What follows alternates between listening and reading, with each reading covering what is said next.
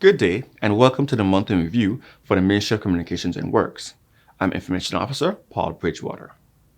In a monthly review of June was a historic month that saw 79 passengers aboard the greatly anticipated American Airlines 3989 flight from Miami arrive to the Terrence B. Lettsome International Airport to a warm Virgin Islands welcome on June 1st.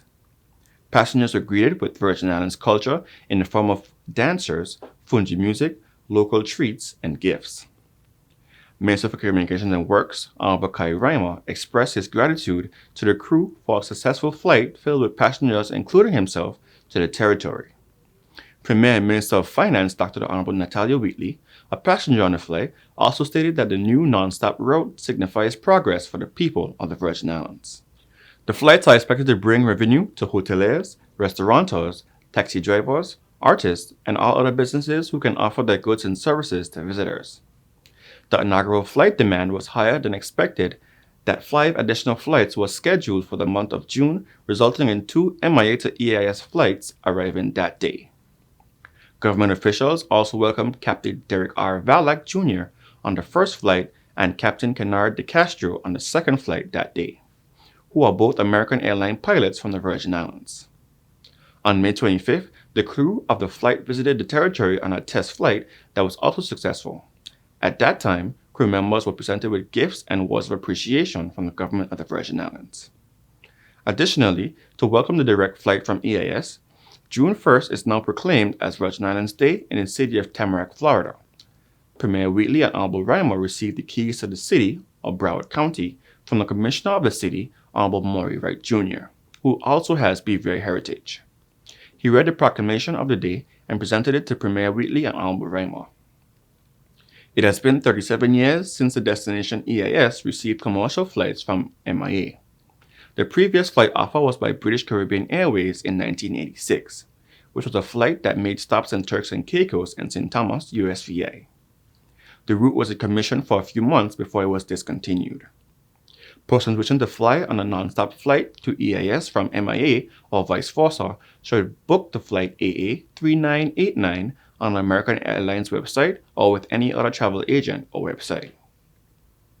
In other ministry news, the government of the Virgin Islands signed a contract for the construction of an inspection chamber, wet wells, and mechanical components for the Long Swamp Pump Station at the Cutlass Tower. The contract in the amount of $511,786.97 was awarded to Mr. Patrick Mitchell of BioSafe Treatment and Septic Solutions and will also see the procurement and installation of pumps at the station. The full video of the contract signing can be viewed on the government's Facebook page at BVI Government. In other ministry news, the government of the Virgin Islands is engaged in discussions for the implementing of a national meteorological service in the territory. Minister for Communications and Works, Honorable Kai Reimer, said that his team, along with the relevant agencies, including the Airport Authority and the Department of Disaster Management, met with Coordinating Director of the Caribbean Meteorological Organization, or CMO, Dr. Arlene Lang, and her team to initiate discussions about setting up an office in the territory to provide this service. Minister Reimer said developing a national meteorological service through a dedicated office is a significant step towards addressing concerns related to severe weather events, climate, and climate change in the territory. The minister's full statement can be viewed on the government's website at www.bvi.gov.vg. The month of June also saw the territory experience a slight upsurge in vehicular accidents. Motorists were asked to proceed with extreme caution as well as use alternative routes, as civil works were being done on the Sophie Bay Hill Road following an accident that did damage to the guardrails and electrical wiring in that area. A portion of Cane Garden Bay Road became one-way traffic from 1 p.m. on July 2nd to 12:30 a.m. on July 3rd to facilitate the One Virgin Islands Poker Run event at Paradise Club, Lounge, Bar, and Restaurant. This was your monthly review of happenings in the Ministry of Communications and Works.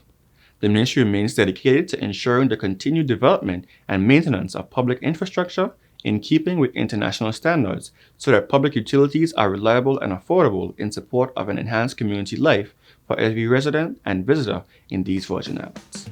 I have been your host, Information Officer Paul Bridgewater.